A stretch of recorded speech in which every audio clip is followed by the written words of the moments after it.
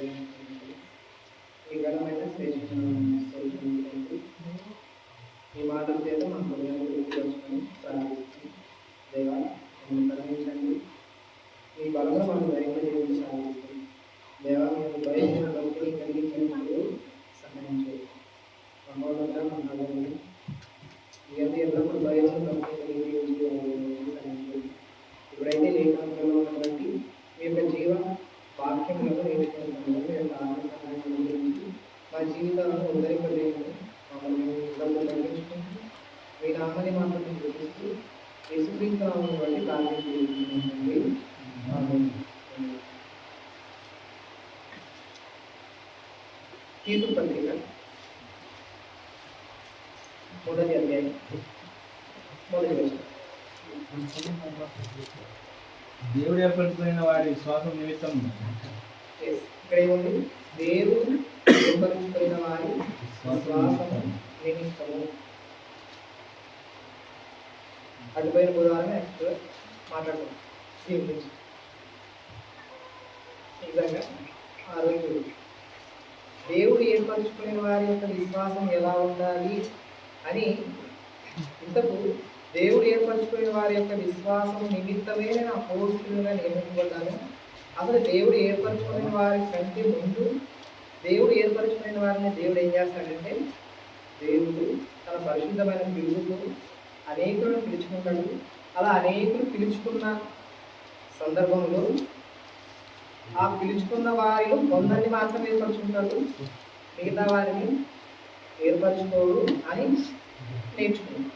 అంటే పిలువబడిన వారు ఎందరంట? అనేకులంట. కానీ ఏర్పరచబడిన వారు ఎందరంట? కొందరే. అంటే ఆ ఏర్పరచబడిన వారి యొక్క విశ్వాసం అనేది ఎలాంటిది అని గత కాలంలో మనం నేర్చుకున్నాం. కాబట్టి ఈరోజు దాన్ని కొనసాగితే నేర్చుకున్నాం. ఇంతకు దేవుని పిలుపు అనేది నిజమైనది. దేవుడు ప్రతి ఒక్కరిని పిలుచుకుంటాడు.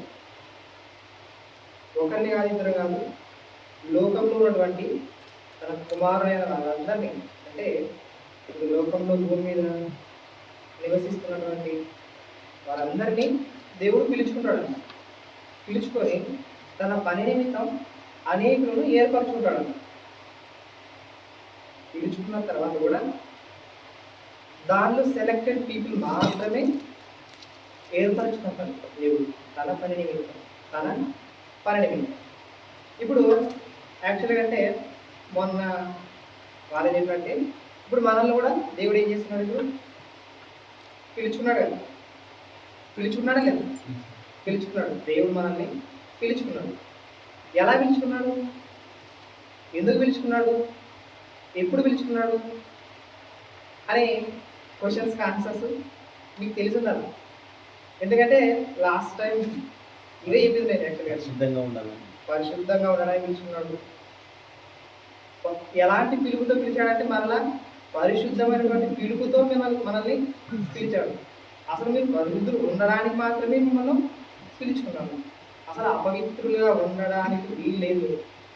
ఎంతసేపు ఉన్నా పరిశుద్ధులుగా ఉండడానికి మాత్రమే మిమ్మల్ని పిలుచుకున్నారు, కానీ అపవిత్రులుగా ఉండడానికి మిమ్మల్ని పిలుచుకోలేదు అని దేవుడు తన కుమారులైన వాళ్ళందరినీ పిలుస్తున్నాడు.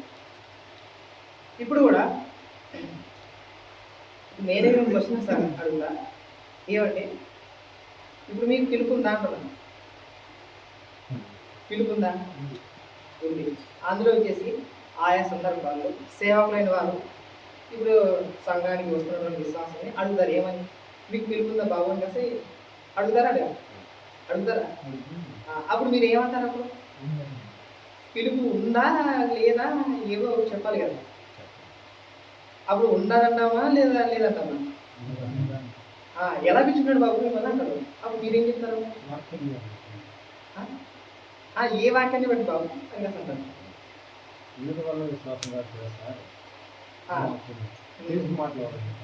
అని సమాజంలో ఈ పిలుపు విషయమైనటువంటి బోధన జరుగుతుంది. అంటే దేవుడిని పిలుచుకున్నాడు. ఎలా పిలుచుకున్నాడు? ఏ వాక్యం ద్వారా మిమ్మల్ని పిలుచుకున్నాడు? దేవుడు ఏ వాక్యం ద్వారా మిమ్మల్ని ప్రేరేపించి పిలుచుకున్నాడని అడుగుతారు చాలా మంది అడిగింటారు. ఇప్పుడు మిమ్మల్ని పిలుచున్నాడు కదా, పిలుచున్నాడా లేదు మిమ్మల్ని? పిలుచుకున్నాడు. ఎలా పిలుచుకున్నాడు అంటే మొన్న వారు చెప్పినట్టు పరిశుద్ధమైన పిలుపుతో పిలుచుకున్నాడంట. పరిశుద్ధంగా ఉండడానికి మాత్రమే పిలుచుకున్నాడంట. ఎప్పుడు పిలుచుకున్నాడంటే ఇదిగో పాపం అనే భూమిలో ఉన్నప్పుడు ఆ పతనాస్థితికి పాతాల పంచుల్లో ఉన్నప్పుడు ఇదిగో నా అవకాశాన్ని, నా కృపను మీకు చూపిస్తున్నాను. ఆ కృపను బట్టియే మీరు రక్షించబడుతున్నారు. అందుకని విశ్వాసం చేతనే, కృప చేతనే మీరు ఏమై ఉన్నారంట? రక్షింపబడి ఉన్నారంట. విశ్వాసం చేతనే, కృప చేతనే మీరు ఏమై ఉన్నారంట? రక్షింపబడ్డారంట.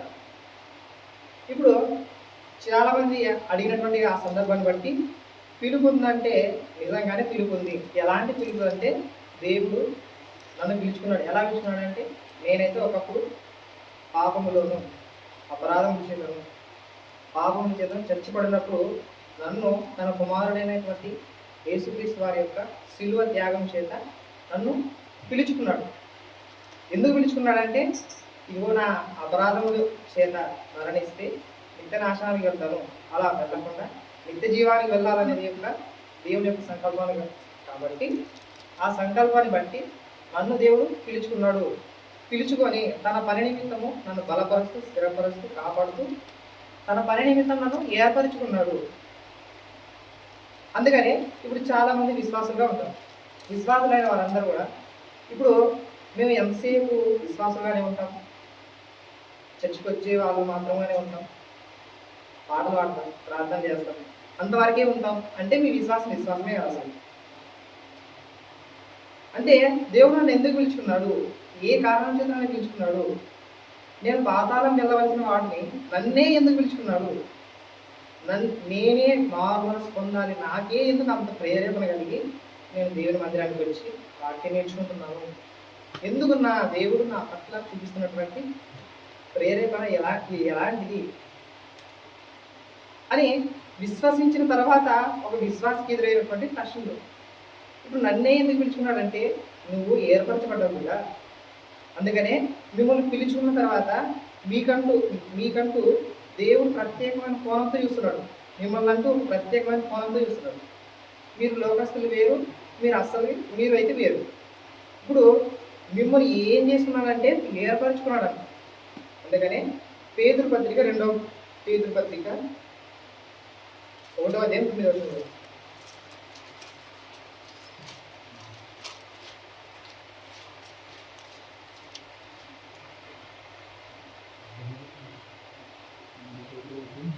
పేతురు పత్రిక 1వ అధ్యాయం 9వ వచనం. ఇవి ఎవనికి లేకపోవును వాడు తన పూర్వ అందువలన సహోదరులారా మీ పిలుపును ఏర్పాటును నిశ్చయం చేసుకొనుటకు మరీ జాగ్రత్త పడుడి. అంటే మిమ్మల్ని పిలుచుకున్నాడు, ఏర్పరచుకున్నాడు. మీ పిలుపు విషయమై, మీ ఏర్పాటు విషయమై మరి ఏం చేయాలంట? మరీ జాగ్రత్త పడాలంట. మనల్ని ఎలా పిలుచుకున్నాడంటే ఇదిగో పాపం విడిచి రండి అని ఆయన ఆజ్ఞాపించుచున్నాడట. పాపం విడిచి రండి అని ఆజ్ఞాపించి మనల్ని పిలుచుకున్నాడు. పాపం నుంచి దూరంగా రండి, పిలుచుకున్నా మిమ్మల్ని ఏర్పాటు చేసుకున్నా. ఎలా ఏర్పాటు చేసుకున్నా? పరిశుద్ధ జనముగా ఏర్పాటు చేసుకున్నా. మిమ్మల్ని పరిశుద్ధమైన యాజకులుగా నువ్వు ఏర్పాటు చేసుకున్నాను. మీరైతే మీ ప్రాచీన పరిస్థితి ఎలా ఉండేదంటే ఒక దుర్మార్గులుగాను, దుష్టులుగాను, విధేయులుగాను ఉన్నారు. కానీ ఆ ప్రాచీన స్థితి కొట్టివేయబడింది. ఇదిగో నూతన స్థితి. ఎలాంటి స్థితి అంటే నీ సొంత తమ్ముల నిమిత్తం నీ ప్రాణం పెట్టేంతగా మిమ్మల్ని ఏర్పరచుకున్నా. అలాంటి మనస్సు కలిగి జీవించే విధంగా మిమ్మల్ని ఏర్పాటు చేసుకున్నా. అలాంటి మనసే కలిగి ఉండాలని దేవుడు కోరుకుంటున్నాడు. ఇప్పుడు పిలుచుకున్నటువంటి మనలో అలాంటి విశ్వాసం ఉందా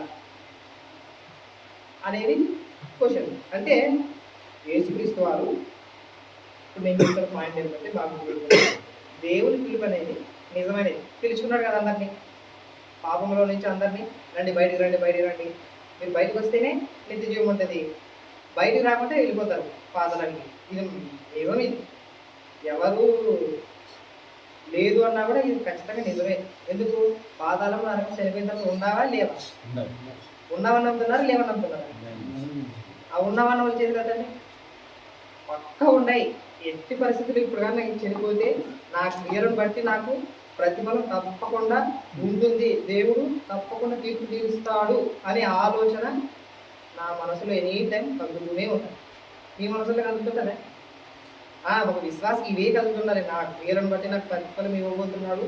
ఎలాంటి ఆలోచన అయినా క్రీస్తుకు లోబడాలి నేను చేసే ప్రతి ఆలోచన కూడా.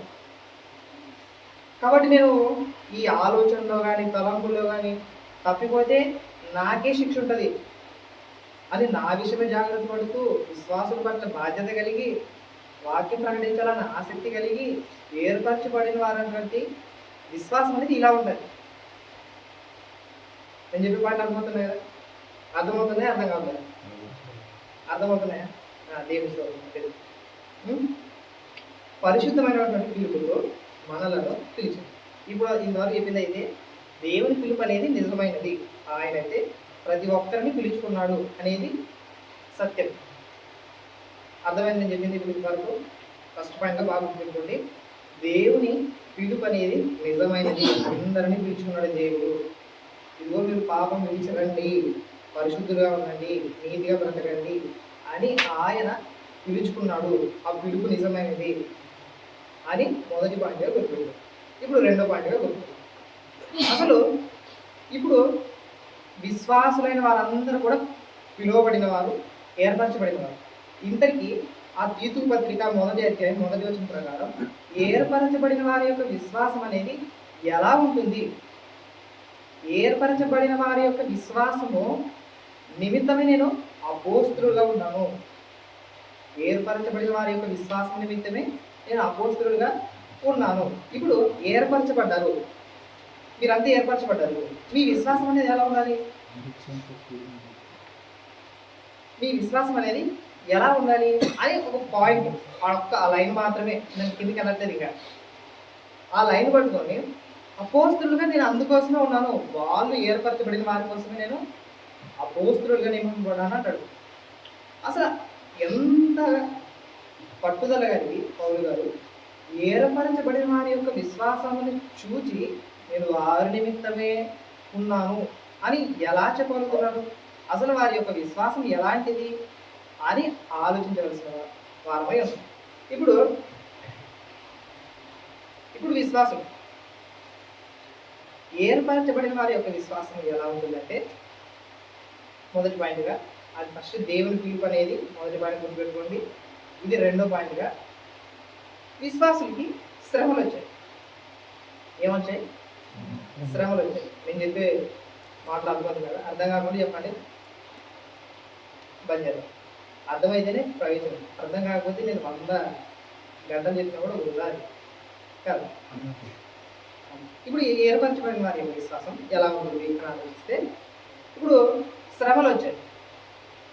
శ్రమలు ఎవరికి వస్తాయి? లోకస్తులకు వస్తాయి, విశ్వాసులకు వస్తాయి?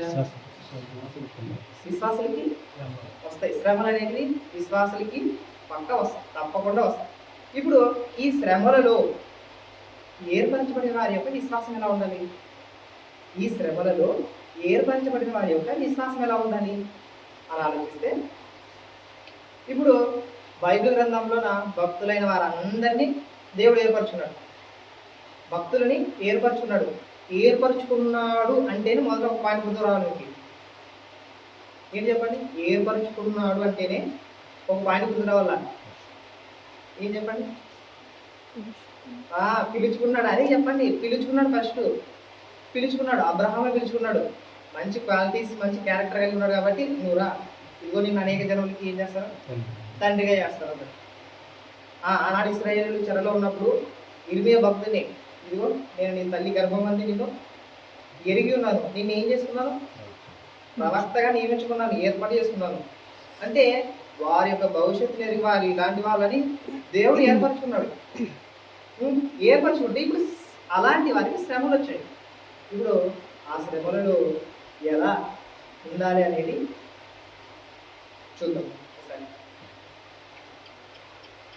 యోగు గ్రంథము, యోగు గారిని ఎన్నుకున్నాను. ఇస్రాయేలుకి చాలా దూరంలో ఉన్నటువంటి దేశమే ఊజు దేశం. ఆ ఊజు దేశంలోన మహాభక్తుడు, యథార్థవంతుడు, నీతిపరుడు, దేవుని యొక్క భయభక్తులు కలిగిన వ్యక్తి ఎవరంటే యోబు గారు. ఇప్పుడు 1వ అధ్యాయం 21వ వచనం ప్రకారం ఏం చెప్తారు? అనేక శ్రమలు వచ్చాయి. ఎలాంటి శ్రమలు చెప్పు? ఎలాంటి శ్రమలు? ఉన్న పాటన ఆస్తి పోతే పర్లేదు, కడుపును పెట్టిన పిల్లలే కళ్ళు ఎదురుగా తెచ్చిపోతారు కదా. 7 మంది కుమారులు, 3 కూతుళ్ళు ఒకేసారి శ్మశాన వాటికలకు మారితే అప్పుడు అంతెందుకు, మనలో ఒకవేళ మన ఇంట్లోనే చనిపోతే మనం ఎలా ఆలోచిస్తాం? ఇద్దరికి ఎలా ఆలోచిస్తాం చెప్పండి? మా ఇంట్లోనే వచ్చాను అక్కడ పోయాను అంటే కొంత ఏజ్లో ఉండి చనిపోతే ఇంత ఘోరం మా ఇంట్లో జరిగేది. దేవుడు మాకి ఇంత అన్యాయం చేశాడు అంటారు ఒకరేమి చాలా అని అని అని అని వీళ్ళు వింటారు చాలా సార్లు. అంటే వీరి యొక్క విశ్వాసం సరైనది కాదు. అసలు విశ్వాసం అనేది సరైనది కాదు. దేవుడు ఎక్కడ, మనం ఎక్కడ? అది ఒకవేళ తాగుబోతు వచ్చినా కూడా దేవుడు అన్యాయం చేశాడా? తాగుబోతు వచ్చినా కూడా దేవుడు ఏం చేశాడా? అన్యాయం చేశాడా అంటాం, పక్క అంటాం. కాబట్టి వారి విశ్వాసం అనేది దేవుని దృష్టిలో చెల్లుబాటు కాదు. అలా ఉండదు. ఏర్పరచుకునే వారి యొక్క విశ్వాసం గురించి నేను మాట్లాడతాను. ఏర్పరచుకునే వారి విశ్వాసం ఎలా ఉంటుంది అంటే యోబు గారిలా ఉంటుంది. ఎలా ఉంటుంది అంటే, ఇదిగో నాకు కుమారులు 7 కుమారులు ఇచ్చాడు, 3 కుమారులు ఇచ్చారు. యెహోవా ఇచ్చాను, యెహోవా తీసుకున్నాను, యెహోవా నామమునకు స్తుతి కలుగును గాక అంటాడు. అంటే ఒకవేళ ఇప్పుడు రేపో మరి ఎల్లుండో మన ఇంట్లో చచ్చిపోతున్నారు అనుకోండి, దేవుడు ఇంత అన్యాయం చేసేయడానికి కాస్త అంటాం. మనం అంటావా? అంటున్నామంటే మనం విశ్వాసం కాదు, కానీ కాదు. ఎందుకంటే దేవుడు ఎప్పటికీ ఏ క్షణాన ఏ సమయాన కూడా అన్యాయం చేయడం అసంభవం. ఒక్క క్షణం కూడా ఆయన అన్యాయం చేయడు అసలు. అంటే అన్యాయం చేస్తున్న వ్యక్తే పెద్ద అన్యాయస్తుడు. యాక్చువల్గా అంటే తాగుపోతేనా కూడా చనిపోతే దేవుడు మాకు ఇంత అన్యాయం చేసి ఇది తప్పు చేసేయడానికి అంటే మరి ఇంతకాలం ఆవిష్కారం ఇచ్చింది కదా, వాక్యం ప్రకటిస్తుండగా వాక్యం నేను మారచ్చు కదా, ఎన్ని అవకాశాలు ఇచ్చిందో చెప్పండి. మరి ఇలా దేవుడు అన్యాయం చేశాడు అంట తప్పు. అంటే దేవుడు ఏర్పరచుకున్న వారి విశ్వాసం ఎలా ఉంటుందంటే, రేపు పొద్దున మా ఇంట్లో ఎవరు చనిపోయినా సరే దేవునికి స్తోత్రం కలుగును గాక అని చెప్పే విశ్వాసం కలిగిన వారే దేవుడు ఏర్పరచుకున్నాడు. మా కుటుంబానికి ఇన్ని వచ్చారా, ఇన్ని శ్రమలు వచ్చి, ఇన్ని బాధలు వచ్చారా, అయినను దేవుని ఒక్క మాట అనము, దేవుని మహిమపరుస్తాం. మా శ్రమల్లో, మా బాధల్లో మాకు తోడుండేది ఎవరు? దేవుడు. కాబట్టి దేవుని స్తోత్రమే చెప్తాం. కానీ దేవుడు ఎన్ని బాధలు తెచ్చాడు, మనకి ఇన్ని కష్టాలు తెచ్చాడంటే, దేవుడు మాకు ఇంత అన్యాయం చేశాడంటే ఆనం అసలుకి. ప్రభువా నీకు చిత్తమైతే ఈ శ్రమలు బాధలు తొలగించుంటుంది అని ఉంటామే, రిక్వెస్ట్ చేసుకుంటామే. కానీ దేవుడు ఏర్పరచుకున్న వాళ్ళు మాత్రం దేవుడు అన్యాయస్తుడు కానీ, దేవుడు దుర్మార్గుడని కానీ, దేవుడు మాకు అక్కర్లేదు కానీ అని అప్పుడు చెప్పరు. ఒకవేళ చెప్తున్నారంటే వాళ్ళు నిజమైన విశ్వాసులు కాదు, నిజమైనటువంటి విశ్వాసులు కాదు. ఇప్పుడు అపోస్తలుడైన పౌలు గారు ఒకప్పుడు ఎలా రాజుల బ్రతికేవాడు. యాక్చువల్లీ ప్రధాన యాజకుని కింద మరలా శిష్యులు ఉంటారు. గుర్రం మీద కారు చేసుకొని ఆయా దేశాలు ప్రాంతాలకి వెళ్ళి క్రీస్తులు ఎవరైనా అనుకున్నారో అంతే నరికేశారు. ఇప్పుడు ఉన్న పాటన శ్రమలు వస్తాయి. క్రీస్తు నమ్ముకొని క్రీస్తు పిలుచుకున్నాడు. పిలుచుకొని ఏం చేస్తున్నాడు? ఏర్పాటు చేస్తున్నాడు. ఎందుకు ఏర్పాటు చేస్తున్నాడు? ఇదిగో సిలువ కూర్చిన వార్త నువ్వేం చేయాలా? ప్రకటించాలి. ఇందు నిమిత్తమే నేను ఏం చేసుకున్నానా? ఏర్పాటు చేసుకున్నాను. ఇందుకోసమే కాదు, ఇదిగో ఇతడు నా నామము నిమిత్తం ఎలాంటి బాధలు అనుభవిస్తాడు? ఇతడు నా నామము నిమిత్తం అనేక శ్రమలు అనుభవిస్తాడంట, అనేక శ్రమలు అనుభవిస్తున్నాడంట. ఇప్పుడు ఇలాంటి శ్రమలు మనగా ఉంటే ఒక 4 ఉంటే కానీ ఎదిగి వస్తాం, 4 కాదు 3 ఉంటే 3కి వస్తాం. ఈ వద్దే వద్దు, ఈ బాధనే వద్దంటాం. ఒకసారి కొరింథీ పత్రిక 2 కొరింథీ పత్రిక 11వ అధ్యాయం 23వ వచనం.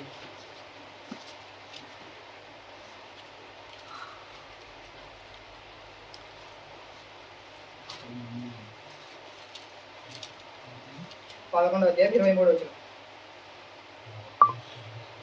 వారు క్రీస్తు పరిచారకుల వెర్రివాని వలె మాట్లాడుచున్నాను, నేను మరి ఎక్కువగా క్రీస్తు పరిచారకుడును, మరీ విశేషముగా ప్రయాసపడి తిని, మరీ అనేక పర్యాయములు చెరసాలలో తిని, అపరిమితముగా దెబ్బలు తిని, అనేక మార్లు ప్రాణాపాయములలో ఉంటిని.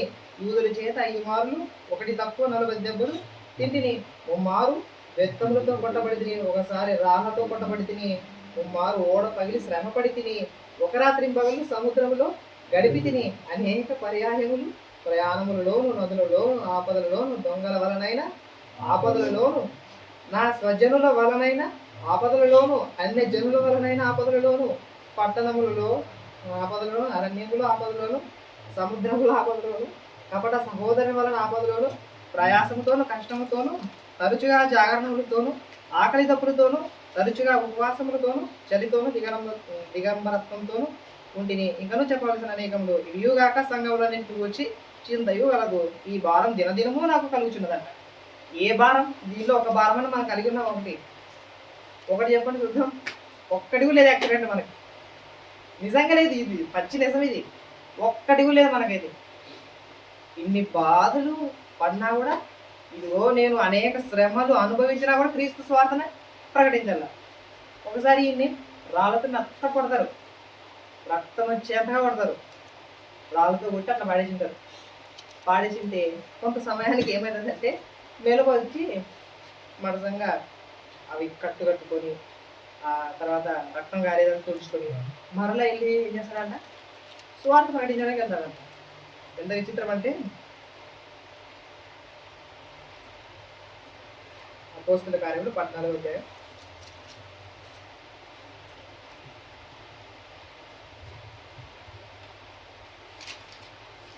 19వ చూస్తే మధ్యలో చదువుతున్నా. పౌలు మీద రాళ్ళు రువ్వి అతను చనిపోయానని అనుకొని పట్టణం వెలుపలికి అతనిని ఈడ్చిరి. అయితే శిష్యులు అతను చుట్టూ నిలిచి ఉండగా అతను లేచి పట్టణంలో ప్రవేశించి మరునాడు బర్నబాతో కూడా దెబ్బకు బయలుదేరి పోయారు. వారు పట్టణంలో స్వార్థం ప్రకటించి అనేకులను శిష్యులుగా చేసిన తర్వాత లుస్త్రాకును, ఇకొనియును, అంతియోకును తిరిగి వచ్చి శిష్యుల మనసును దృఢపరిచి విశ్వాసంలో నిలకడగా ఉండగలని అనేక శ్రమలు అనుభవించి మనము దేవుని రాజ్యములు ప్రవేశింపవాలని వారిని హెచ్చరించింది. ఏమి రాళ్ళతో కొట్టబడిన తర్వాత కూడా ఎక్కడికి పోయారు?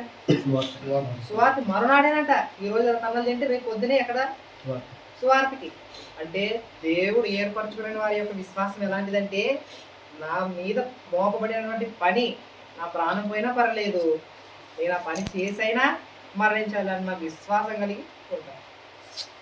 నీకే ఎందుకు, నీకే ఈ పని ఎందుకు, నీవే సేవ ఎందుకు చేస్తావు, నీవే అన్ని పనులు ఎందుకు చేస్తావు, అన్ని లైట్లు ఎందుకు వేస్తావు అని నిన్ను అనొచ్చేమో. కానీ సంఘము పని, సంఘం పట్ల ఆసక్తి కలిగి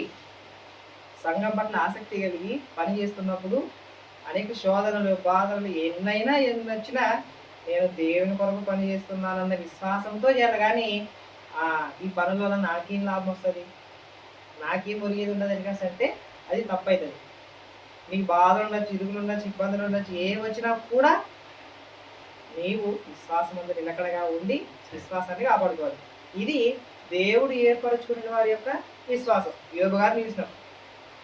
అలాంటి విశ్వాసం మనలో ఉంటుందా చెప్పండి? ఉన్న పాటను అందరూ తెచ్చిపోతే మనం దేవుని స్తోత్రం అనగలమా? ఏమనలేవు.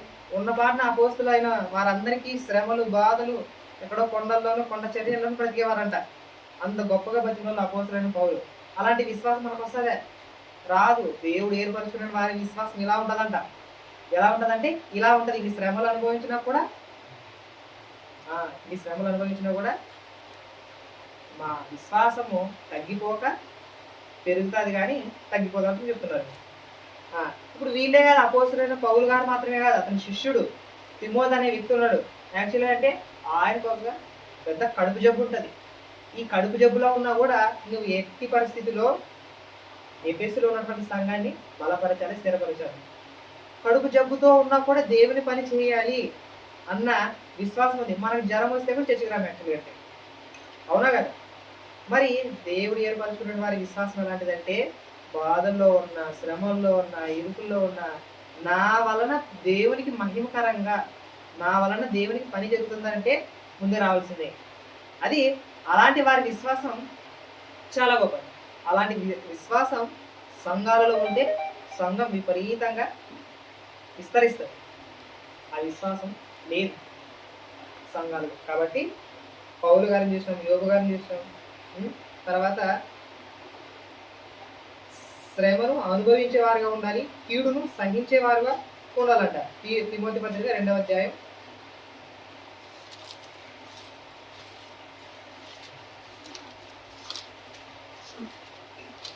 2వ అధ్యాయం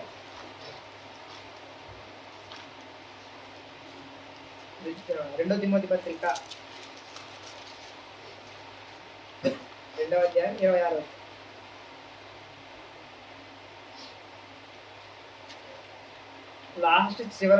లాస్ట్ చివరి లైన్ అంటే కీడును సహించువాడుగాను ఉండవలనంట. అంటే సమాజంలో కీడు జరుగుతుంటుంది, ఆ కీడును సహించాలే కానీ ఆ కీడుకు ఎదురు వెళ్ళకూడదు. ఇంకో దాని ఏముంటుందంటే రోమా పత్రిక 12వ అధ్యాయం 20 వచ్చిన నేనే చెబుతాను, తక్కువ నేను ఇస్తాను. రోమ 12:21 ఏముంటుందంటే, ఇదిగో కీడు వలన జయింపక మేలు చేత కీడును జయింపవలెను. తర్వాత తెస్సలోని పత్రిక 5వ అధ్యాయం 17వ వచనం.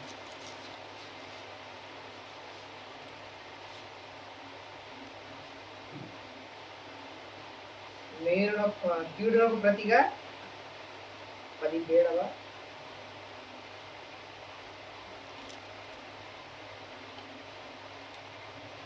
15వ వచనం.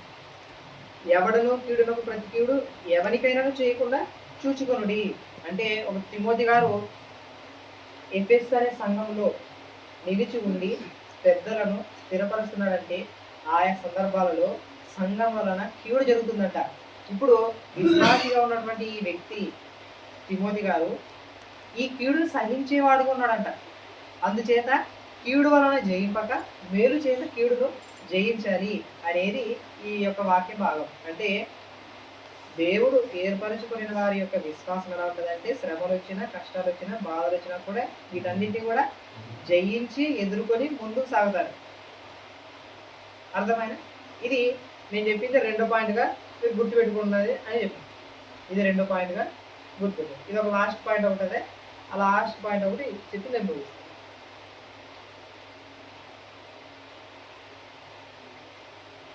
గవర్నమెంట్ చెప్పిన ఏమేమంటే, దేవుడి పిలుపు అనేది నిజమైనది. అసలు దేవుడు ఏర్పరచుకునే వారి విశ్వాసం ఎలాంటిదంటే, శ్రమలు వచ్చినా కూడా వాటిని జయించి ముందు నిలబడతారు. 3వ పాయింట్గా ఏం చెప్తున్నానంటే, అసలు మనం ఏమేమో అనుకుంటాం.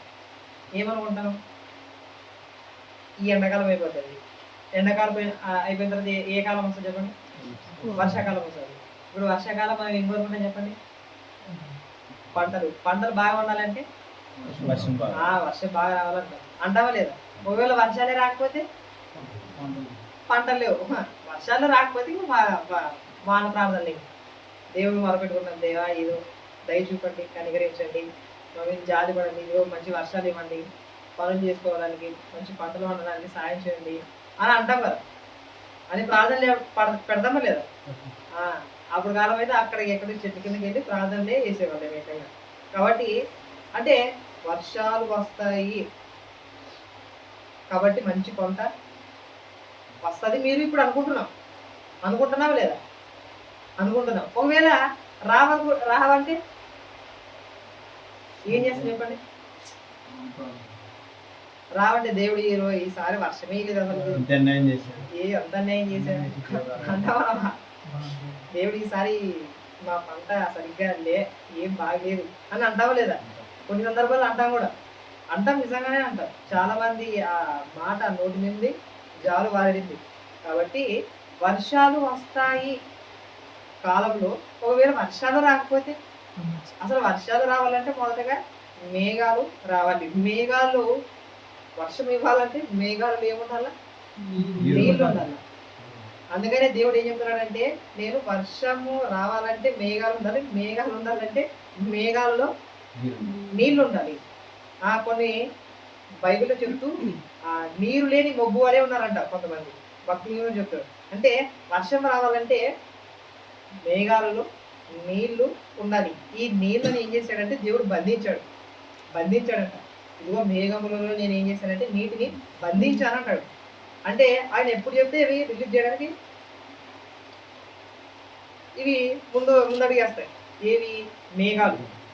మేఘాలు తప్పకుండా వర్షాన్ని ఇస్తాయి ఒకవేళ దేవుడు వెంబడి ఆజ్ఞిస్తాయి. ఇప్పుడు ఏం చెప్తున్నారంటే ఈ వచనం ఎక్కడ ఉండదంటే మేఘాలలో ఏం బంధించాడంట? నీళ్ళను బంధించాడంట. అటు తర్వాత ఇప్పుడు వర్షం వస్తుందంటే మనం ఏం చేస్తాం చెప్పండి?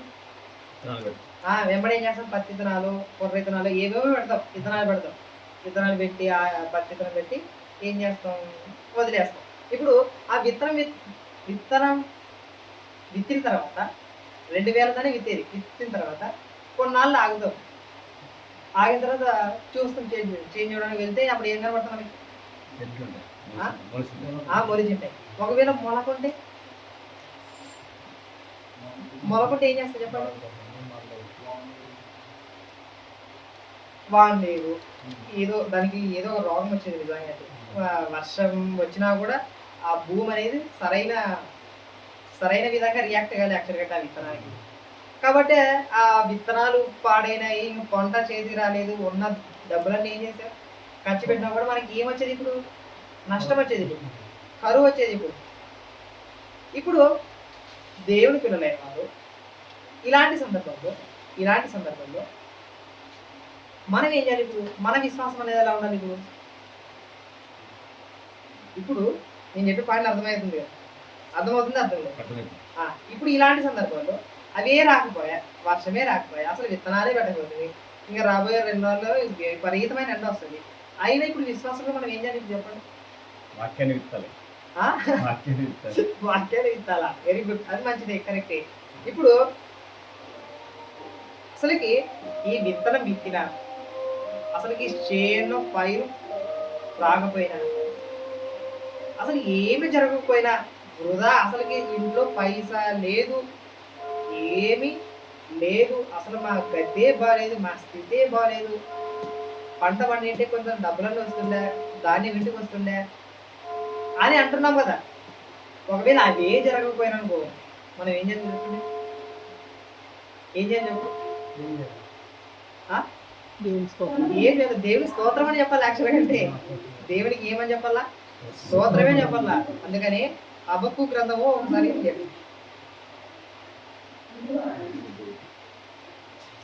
777 పేజీలో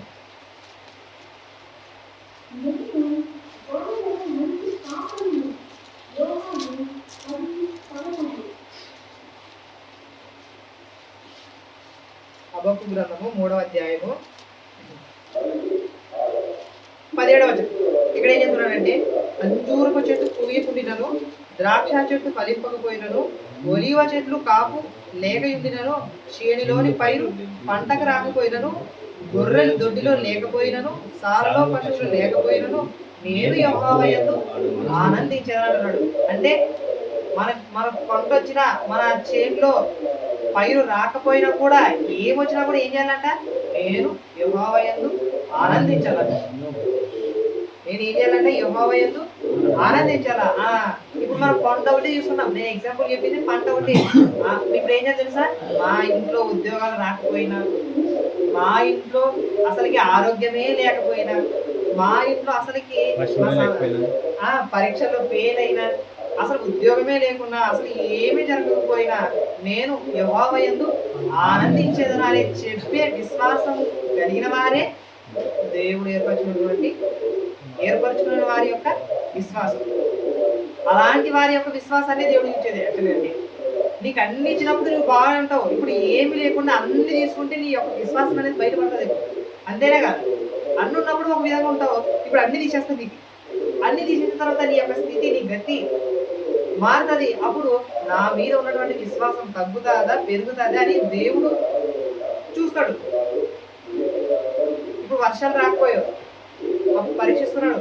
అసలుకి నన్ను తిట్టుకుంటారా, నన్ను ఏమనుకుంటారో ఒకవేళ చూస్తుంటాడు దేవుడు. అప్పుడు 2 ఏళ్ళు వర్షాలు రాకపోయా, అప్పుడు ఏమనుకుంటే తెలుసా? దేవుడు ఇంత అన్యాయం చేశాడు, దేవుడు అన్యాయం చేశాడు అంటే దేవుడు అన్యాయం చేస్తాడు. వర్షం ఇచ్చి దేవుడు అన్యాయం చేస్తాడా? చేయడు యాక్చువల్గా. అంటే ఇప్పుడు విశ్వాసం ఏం చేయాలంటే, అసలు వర్షమే రాకపోయినా, మా ఇంట్లో ఆ కొండలు పండే పైరు ఇంటికి రాకపోయినా, ఒలివ చెట్లు కాకపోయినా, అంజూరపు చెట్లు పోయకపోయినా, ద్రాక్ష చెట్లు ఫలింపకపోయినాను నేను యెహోవా యందు ఆనందించాను. అంటే అసలు ఇంట్లో ఏమి లేకపోయినా ఉన్నదాంతో సంతృప్తి కలిగి దేవుని యందు భయభక్తులు కలిగి యెహోవా యందు ఆనందించేదను అన్న విశ్వాసమే ఆయనకు కావాలి. అలాంటి విశ్వాసులే కావాలి. అన్ని ఇచ్చినప్పుడు నీకు ఒక విధంగా ఉండి అన్ని తీసేసిన తర్వాత నీ విశ్వాసం మారిపోతుందంటే నీ విశ్వాసం ఎవరు కావాలంటే దేవుడు. చెప్పే పాయింట్ అర్థమవుతుంది కదా.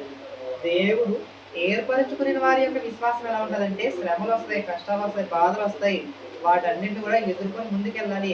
ఇప్పుడు దేవుడు ఏర్పరచుకున్న వారి యొక్క విశ్వాసం ఎలాంటిదంటే ఇదిగో మీకు జీవన సంబంధమైనటువంటి వ్యాపారాలైనా కానీ, చదువులైనా కానీ, పంట పొలాలైనా కానీ వీటన్నిటిలో నష్టం వచ్చినా కూడా, వీటన్నిటిలో కూడా మీకు కీడొచ్చినా కూడా వీటిని సహించి వీటిని జయిస్తూ ముందుకు సాగే గుణం మీకుంటేనే మీరు నేను ఏర్పరచినటువంటి బిడ్డలు, నేను ఏర్పరచినటువంటి కుమారులు. అంతెందుకు మన ప్రభు అయిన యేసుక్రీస్తు వారు చూస్తాం. ఇప్పుడు లోకంలో ఉన్నటువంటి సుఖభోగాల కోసం వచ్చాడు యేసుక్రీస్తు. ఇప్పుడు ఒక రాజకుమారుని పంపిస్తే ఇదిగో ఒక రాజు అంటాడు, రాజకుమారుని పంపిస్తాడు, ఇదిగో నేను ఈ దేశాన్ని పంపిస్తున్నా. ఈ దేశాన్ని పంపించేటప్పుడు నీకు ఈ సౌకర్యాలు రాయి తర్వాత నీకు సామ్రాజ్యం ఉంటుంది అనుకుంటావు కాదు. ఇదిగో బీద దేశంలో పంపిస్తా, నువ్వు అక్కడ అణుగుతూ మెలుగుతూ వాటి యొక్క పరిస్థితులను నేర్చుకుంటూ వారి కోసం నువ్వు బ్రతుకుతూ వారి నిమిత్తం నువ్వు ప్రార్థన చేస్తూ ఉండాలని అంటే ఒక రాజకుమారుడు ఒప్పుకుంటాడా? అసలు ఒప్పుకోడు. ఎందుకు ఒప్పుకుంటాడు? నీవైతే ఇలా ఉండవు, నేనైతే వెళ్ళి అక్కడ ఏం చేయాలని అంటాడు. అంటే అన్ని బాగున్నప్పుడు నువ్వు చూపే విశ్వాసం కాదు, అసలు ఏమి లేనప్పుడే ఆయన యందు దేవుని యందు భయభక్తులు కలిగిన విశ్వాసం ఉందా లేదని దేవుడు చూస్తున్నాడు. అంటే దేవుడు ఎవరిని ఏర్పరచుకున్నాడంటే శ్రమలలోనూ బాధల్లోనూ కష్టాల్లోనూ అసలు చేతికి డబ్బులో లేకపోయినా చేతులు ఏమి లేకపోయినానో అనాథై ఒంటరై తిరిగినా కూడా నేను యెహోవా యందు ఆనందించేదను అన్న విశ్వాసం కలిగిన వాళ్ళను మాత్రమే దేవుడు నిరంతరం చూస్తాడు. అలా చూస్తున్నాడు కాబట్టే ఈ భూమి మీద క్రియలు జరుగుతున్నాయి. ఏ క్రియలు? ఇంతకాలం వర్షం రాలేదు, ఆ క్రియ చూస్తున్నాడు. ఇంతకాలం మనకి ఏవో కొన్ని సమస్యలు ఉన్నాయి, వాటిని చూస్తున్నాడు. అన్నింటినీ పరీక్షిస్తున్నాడు కదా. ఇప్పుడు నిజమైన విశ్వాసులు బయటపడతారు అనమాట. నిజమైన విశ్వాసులు బయటపడతారు. అనుకుంటాం ఒక్కోసారి ఈ పని జరగాలనుకుంటాం, కానీ జరగదు. అప్పుడు దేవుడు పరీక్షిస్తున్నాడు అనమాట. నేను నిన్ను ఏర్పరచుకున్నా కదా, ఈ పరీక్షను నువ్వు నెగ్గుతావా లేదా అని దేవుడు నిరంతరం పరీక్షిస్తున్నాడు. ఇప్పుడు నేను 3 పాయింట్లు చెప్పిన యాక్చువల్గా అంటే 3 పాయింట్లు చెప్పిన. 3 పాయింట్లు ఏమంటే దేవుని పిలుపు అనేది నిజమైనది. ఆయన నిజంగానే అందరినీ పిలుచుకున్నాడు. నిన్ను నన్ను లోకంలో ఉన్నటువంటి అందరినీ పిలుచుకున్నాడు. కానీ ఆ అందరిలో కొందరు మాత్రమే ఏర్పరచుకుంటాడు దేవుడు. ఎలాంటి వాళ్ళంటే యోగు లాంటి వాళ్ళు, పౌలు లాంటి వాళ్ళు, తిమోతి లాంటి వాళ్ళు, హబక్కూకు లాంటి వాళ్ళు, వీరిని ఏర్పరచుకుంటాడు దేవుడు. 2 పాయింట్కి ఏం చెప్పినారంటే ఏర్పరచబడిన వారి యొక్క విశ్వాసం ఎలాంటిదంటే శ్రమలలో కష్టాల్లో బాధల్లో ఎన్నున్నా కూడా ఎదుర్కొనే శక్తి బలము దేవుని వేడుకుంటారు, దేవుని చేతనే వాళ్ళు జయింపబడతారు అనేది 2 పాయింట్ చెప్పిన. 3వ పాయింట్ ఏం చెప్పినారంటే అసలు అనుకున్నది జరగకపోయినా వర్షాలు వస్తున్నామని అనుకుంటాం కానీ రావు. ఈ సంవత్సరం మాకు మ్యారేజ్ అవుతుంది అనుకుంటాం కానీ కాదు, ఎన్నేళ్ళైనా కూడా కాదు. ఆయన నీ విశ్వాసం అలాంటిది అని దేవుడు నిరంతరం చూస్తుంటాడు. ఇప్పుడు నాకు రేపు పొద్దున శ్రమలు వస్తున్నాయి, నీ విశ్వాసాన్ని పరీక్షిస్తున్నాడు దేవుడు. ఇప్పుడు నేను ఎలా ఉండాలి? నన్ను దేవుడు ఏర్పరచుకున్నాడంటే నేను శ్రమల్లోకి వెళ్తున్నానంటే ఆ దేవుని దూషించే విధంగా వెళ్తున్నానా లేకుంటే దేవుని మహిమపరుస్తూ వెళ్తున్నాను అనేది నాకు నేనుగా వేసుకోవాల్సినటువంటి ప్రశ్న.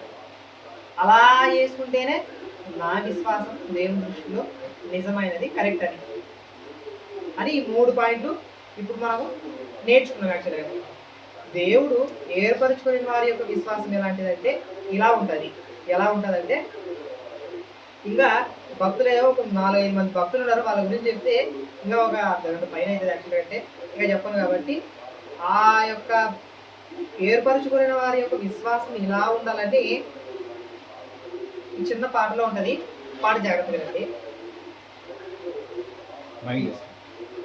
అది సౌండ్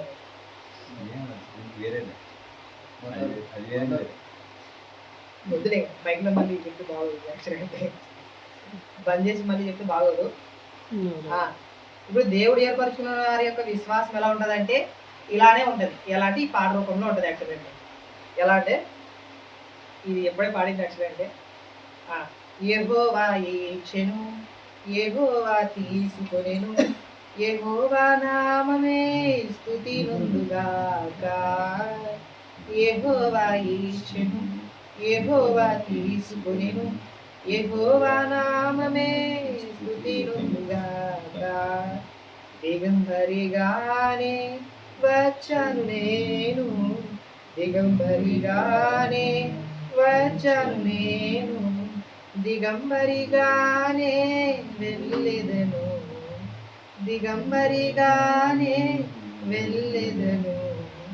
యెహోవా ఇచ్చెను, యెహోవా తీసుకొనెను, యెహోవా నామమే స్తుతి నొందుగాక. ఇది యోగు గారి మెయిన్ టైటిల్. ఈ వచనం ఇలానే ఉండాలి అని ఆ ఏర్పరచబడిన వారి యొక్క విశ్వాసం యొక్క మొదటి లైన్ ఇది ఇలానే ఉండాలి. ఇప్పుడు కింద చెప్తాడు, మేలు సంతోషము అనుభవించగలము, కీడు దుఃఖమును అనుభవించకూడదా. మేలు సంతోషము అనుభవించగలము, కీడు దుఃఖమును అనుభవించకూడదా. పొలములోని పైరు చేరాకపోయినా, మేఘాలు వర్షమును ఈయకపోయినా, రోగమే మరణమై నన్ను బాధించిన, శత్రువే నన్ను అంటి తరిమిన, యెహోవా యందే నాకు ఆశ్రయము, యెహోవా బలనే నాకు ఆనందం. యెహోవా ఇచ్చెను, యెహోవా తీసుకొనెను, యెహోవా నామమే స్తుతి నొందుగాక. యెహోవా ఇచ్చెను, యెహోవా తీసుకొనెను, యెహోవా నామమే స్తుతి నొందుగాక. ఇంకో చరణం పాడనా? శ్రమలు శోధనలు ఇరుకులు బాధలు విడిపించుటకేసు సమర్థుడు కాడా. శ్రమలు శోధనలు ఇరుకులు బాధలు విడిపించుటకేసు సమర్థుడు కాడా. అగ్నిలో నుండి రక్షింపకపోయినా, ఆపదలెన్నో నన్ను చుట్టినా, నిందతో నేను ఏకాకినైనా, ప్రేమను చూపే వారెవరు లేకున్నా, యెహోవా ప్రేమే నాకు సొంతమేగా, యెహోవా వలనే నాకు ఆనందం. యెహోవా ఇచ్చెను, యెహోవా తీసుకొనెను, యెహోవా నామమే స్తుతి నొందుగాక. దిగంబరిగానే వచ్చాను నేను, దిగంబరిగానే వచ్చాను నేను, దిగంబరిగానే వెళ్ళెదను, దిగంబరిగానే వెళ్ళెదను. యెహోవా ఇచ్చెను, యెహోవా తీసుకొనెను, యెహోవా నామమే స్తుతి నొందుగాక. పొలములోని పైరు చేయరాకపోయినంటే హబక్కు గారి యొక్క విశ్వాసాన్ని చూస్తాం.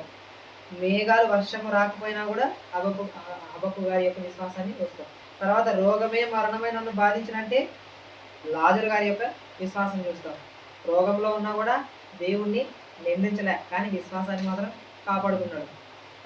శత్రువే నన్ను అంటి తరిమినంటే శత్రువై సొంత కుమారుడు దావీదు కుమారుడే ఏమయ్యాడు, శత్రువై అంటి తరుగుతున్నాడు, అడవి తరుగుతున్నాడు యాక్చువల్గా. అంటే అయినను నేనేం చేస్తున్నానంటే యెహోవా యందు ఆనందించేదని అంటాడు. అటు తర్వాత అగ్నిలో నుండి రక్షింపకపోయినంటే షడ్రక్ మేషక్ అబేద్నెగో వారి యొక్క విశ్వాసం అంత గొప్పది. ఒకవేళ మమ్మల్ని రక్షించినా రక్షింపకపోయినా కూడా మేము నీ మాట మాత్రం వినము అంటారు. అంత గొప్ప విశ్వాసం ఉంటేనే నన్ను దేవుడు ఏర్పరచుకున్నట్టు అని అర్థం. తర్వాత ఆపదలు ఎన్నో నన్ను చుట్టిన, ఆపదలు పౌలు గారి యొక్క శ్రమలు చూస్తామా, ఆపదలు చుట్టినా కూడా నిందతో నేను ఏకాకినైనా. ఇప్పుడు ఇర్మియా గారి యొక్క విశ్వాసం చేస్తాం. అసలు సొంత కుటుంబీకులలో నిందల చేత బాధించి ఒంటరిగా ఏకాకి అయి అడవిలో బ్రతికినటువంటి వ్యక్తి ఇర్మియా గారు. ఆయన యొక్క విశ్వాసం చూస్తాం. ప్రేమను చూపే వారెవరూ లేకున్నా యేసుగిరి గారి యొక్క విశ్వాసాన్ని చూస్తాం. అంటే ఇలా భక్తుల యొక్క విశ్వాసాన్ని చూస్తే దేవుడు వీళ్ళు భక్తులు మంచి క్యారెక్టర్ కలిగి బతుకుతున్నారు కాబట్టి దేవుడు వీరిని పిలుచుకున్నాడు, ఏర్పరచుకున్నాడు. ఎందుకు ఏర్పరచుకున్నాడు అంటే సుఖ సంతోషాల కోసం మాత్రమైతే కానే కాదు. సుఖ సంతోషాల కోసం ఏర్పరచిన వాళ్ళని ఇంతమంది భక్తుల్ని కాదు. కాబట్టి దేవుడు ఏర్పరచిన వారి యొక్క విశ్వాసం అంటే ఉన్న దాంట్లో సంతృప్తి కలిగి జీవించే వాళ్ళే దేవుడు ఏర్పరచిన వారి యొక్క విశ్వాసం. ఆ దాంట్లో ఉన్న దాంట్లోనే దేవుని మహిమపరుస్తూ బ్రతకడం.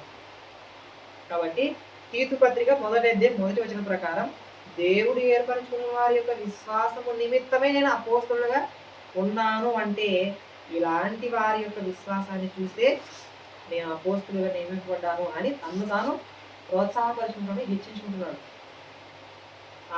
నీకు అన్ని కలిగినప్పుడు నీ విశ్వాసం వేరు, అన్ని లేనప్పుడు నీ విశ్వాసం వేరేదని. కాబట్టి అన్ని లేనప్పుడే దేవుడు నన్ను నిన్ను చూస్తున్నాడని ఎరిగే నేను దేవుడు ఏర్పరచుకున్న వారి విశ్వాసం నిమిత్తం అపోస్తలుగా ఉన్నానని చెప్తున్నాను. కాబట్టి 3 పాయింట్లు మాట్లాడినా మళ్ళీ గుర్తు చేస్తా. దేవుడి పిలుపు అనేది నిజమైనది, అందరినీ పిలుచుకున్నాడు. 2 పాయింట్గా ఏం గుర్తుపెట్టుకోవాలంటే 2 పాయింట్ ఏం గుర్తు? శ్రమలు కష్టాలు వస్తాయి. వాటిని అధిగమించే వాళ్ళే దేవుడు ఏర్పరచుకున్న వారి యొక్క విశ్వాసం. ఎలాంటి శ్రమలు వస్తాయంటే మరణమే రావచ్చు. మరణం వచ్చినా కూడా నేను దేవుణ్ణి యెహోవాను స్తుతించెదను అని చెప్పే విధంగానే ఉండాలి, కానీ దేవుణ్ణి దూషించే విధంగా ఉండకూడదు. మీరు ఎప్పుడైనా కానీ ఏనాడైనా కానీ ఎవరైనా చనిపోతే దేవుడు ఇంత అన్యాయం చేసేదబ్బా అంటే ఎన్నిసార్లు ఎప్పుడు మీకు అన్యాయం చేసినా ఒక లిస్ట్ ఇవ్వండి అని చెప్పండి, అడగండి. ఈసారి ఎవరైనా అంటే వాళ్ళు ఏమి సమాధానం చెప్పాలి, అసలు బొత్తి జ్ఞానం లేని వాళ్ళు అనేది అట్లా. దేవుడు అన్యాయం చేశాడు అనేది బొత్తిగా మినిమం నాలెడ్జ్, బైబిల్లో గింత నాలెడ్జ్ లేని వాళ్ళు మాత్రమే అనేది అట్లా. అసలు దేవుడు అన్యాయం చేయడం అంటే ఏంటి? అందరికి అసలు ఆ మాట నోటిగా రావాలి. అసలు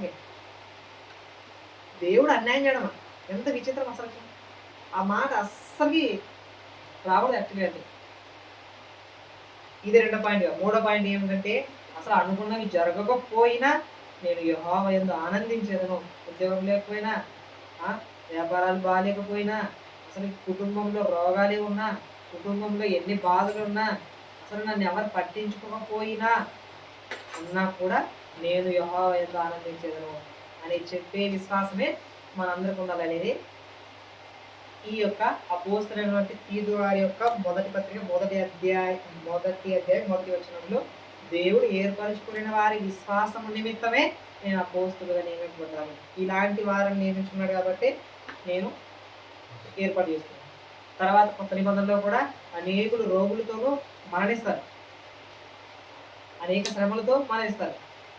కాబట్టి వారి విశ్వాసం చాలా గొప్పది. కాబట్టి మనం కూడా ఆ విశ్వాసం కలిగి జీవించడమే దేవుని యొక్క ఉద్దేశం. కాబట్టి అలా బ్రతకాలని మనస్ఫూర్తిగా అందరూ అలాంటి విశ్వాసం కలిగి జీవితాలను కోరుకుంటూ ఈ చిన్న మాటలను ముగిస్తూ చివరి ప్రార్థన చేసుకున్నాం. చివరి ప్రార్థన అంటే నేను చేసిన మన కానుంటే